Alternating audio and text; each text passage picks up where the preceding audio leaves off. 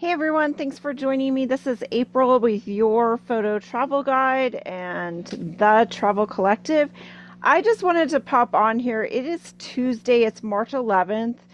I know a lot of schools are probably starting spring break. Hard to believe that already. May is popping up. I'm already looking at flights for things like family get togethers, weddings, graduations, all the things that happen in May. But in the meantime, now is the time to get some travel deals. So, what's holding you back? I know in the United States we're here having a lot of, concern about flying. The statistics are still there. Flying is still safer than getting in your car. I know that's hard for a lot of us to accept, but it is the facts right now. So, what are some things you can do to alleviate your travel nerves? Think about what time you're flying. Honestly, I think flying during the daylight might be better for a lot of us. We're more alert. I think the staff is more alert. First flights out of the day tend to not get delayed. As the day progresses and delays happen, oftentimes those flight times get shifted. And even by the end of the late night flights, that's when things get canceled, rebooked. Time runs out and they have to push those flights or cancel those flights. So a lot of times that can happen too. Allow enough time between your connections. I've started really looking at connection times. I know when I'm trying to meet up with a travel group, I'm almost making sure a day or two is baked in. I know that is extra money, but if I've committed money to a group tour somewhere in Europe or somewhere in Spain or let's say Morocco, I want to get there and make sure I've got some wiggle room. So I think that's important. Um, Sometimes going with your gut. I think there's a lot to be said for what you feel. I know today I had some plans to go check out some places, ask some friends, and it didn't pan out. So sometimes instead of fighting that, changing my flow, going with the flow, something else popped up onto my radar.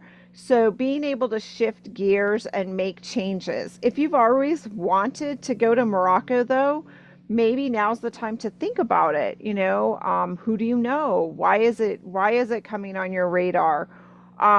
What kind of travel do you like? What kind of interests do you have? I think these are all things. There is such a wide variety of travel now. I don't think anyone in our lifetime has been able to have such different travel experiences. You can, cook with other people that love cooking and food and have a whole immersive cooking experience. Maybe staying in an Italian villa or staying with a woman in France, and it's just very immersive in where she gets her ingredients, going to the local market, and then coming back and learning a technique and sharing a meal together. That is all amazing. But if you're not, maybe you just love to eat, but the whole process of making the meal isn't as appealing to you. What are your other interests? Is it history? Are you a fan of, say, Outlander and the stories, the books? The first book was very much took place in Scotland. So maybe seeing those filming locations or exploring Scotland. Maybe it's a family history trip. Maybe you've kind of dug into your past and, you want to see where your ancestors actually lived. I think that was a big part of why I originally went to Ireland and why New England continues to stick with me. It's that whole, immersive experience of, that's my roots. That's where my great great grandmother came from, or, just seeing the landscape and kind of making that connection of, wow, this is where supposedly they came from in Ireland and how close it looks to where they settled in the United States. And maybe, that there's some parallels there. So really doing some homework, doing some research, so many types of travel. So if you're not sure, you have questions, like I said, I've kind of over the last few years collected this quote little Rolodex, this collection of people that I know lead unique types of travels. I may not have everything. I'm not really a cruise kind of girl, but I honestly know a lot of people that lead some really unique experiences. And that's not to say, maybe Globus is the right choice for you, or Kontiki, or, a Royal Caribbean cruise, let's say. Maybe music. There's all kinds of music cruises. So maybe that'd be perfect for you. I know there's jazz cruises. So finding someone that aligns with your interests and picking their brain or listening to their YouTube channel, getting to have a good feel for that and get your questions answered. I think other concerns we sometimes have is, if it's your first trip, are you going to really enjoy it? And that's something, again, I think you need to think about what kind of person you are. Do some soul searching. I was shocked. I ran into someone just yesterday who said, "Hey, I need to renew my passport. It doesn't even have one stamp in it." You can imagine my mouth just hit the floor. I have not encountered that in a long, long time. But I thought, what better place in life is she? She's healthy. She's probably got the time and the means. So now she should consider embracing travel. Do the travel while you feel physically able. I don't know how many times I've been in Europe, even Boston, walking some of the uneven cobblestones. Heck, I fell and broke my wrist in Boston. I know all too well. Not every city is set up to be super accessible.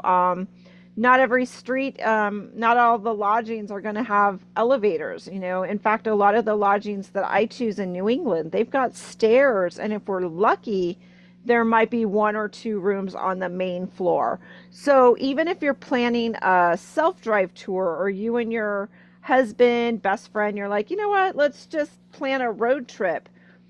You know, I think in today's day and age, I think it's a little bit gone are the days, depending on where you're going, of just hopping in the car and hoping to find a place to stay. You may find a lot of, I don't know, places by the interstate, but is that the kind of place that you want to stay?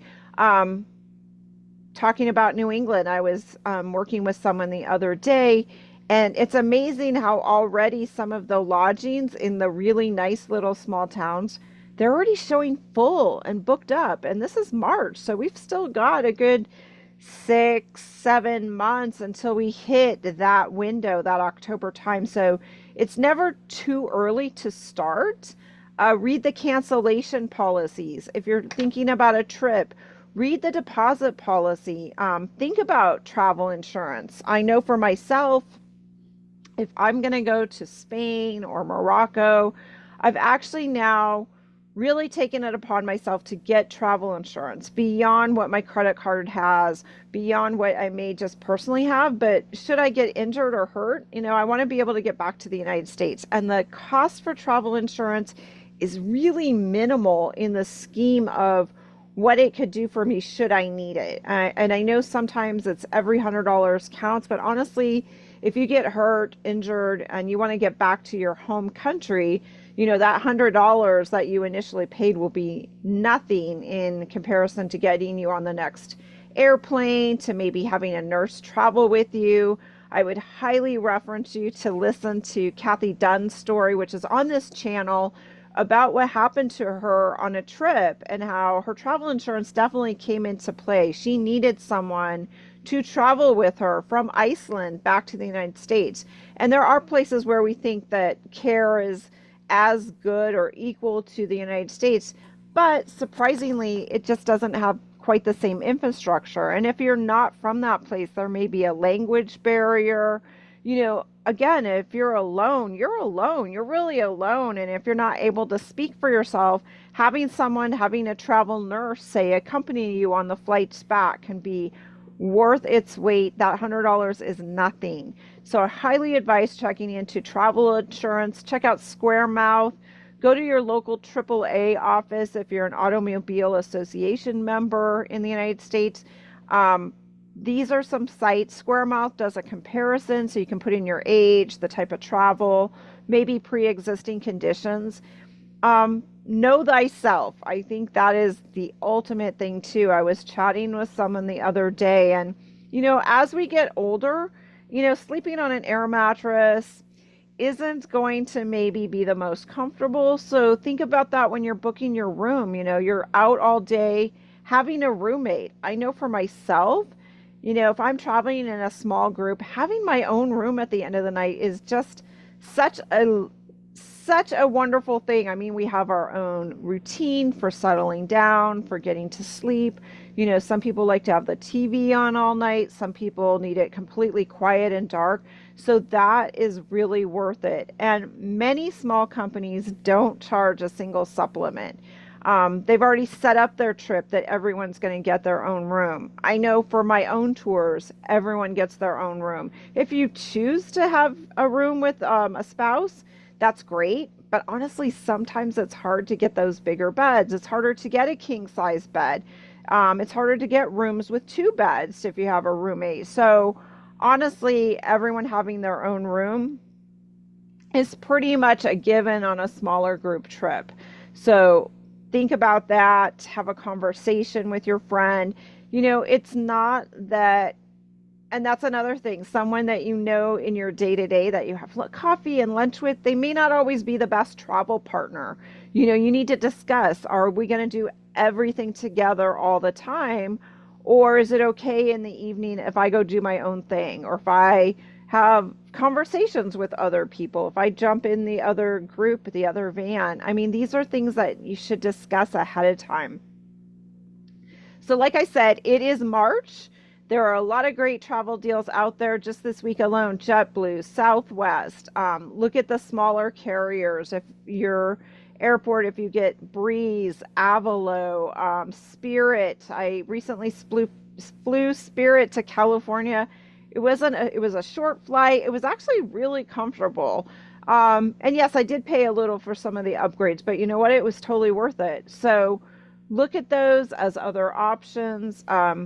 Maybe check out some of the websites, do your homework. It's completely worth it. And if you have budget, then by all means pick the best thing for you. It's travel. There's no better gift to yourself. Those experiences will last a lifetime. And honestly, if there's a little hiccup when you're traveling, those make for great stories. So just be flexible. Don't overpack. I know we talk about that a lot too, but that's my tips for today. If you want more information, if you want to connect with other travelers, be sure to subscribe or sign up for my newsletter. It's yourphototravelguide.com/contact. And in that contact, put in what you're looking for, other travel partners, small group tours, whatever it may be. So that's what I have for you today. I appreciate you all tuning in, and I will try to make more of this content soon. Thanks, guys.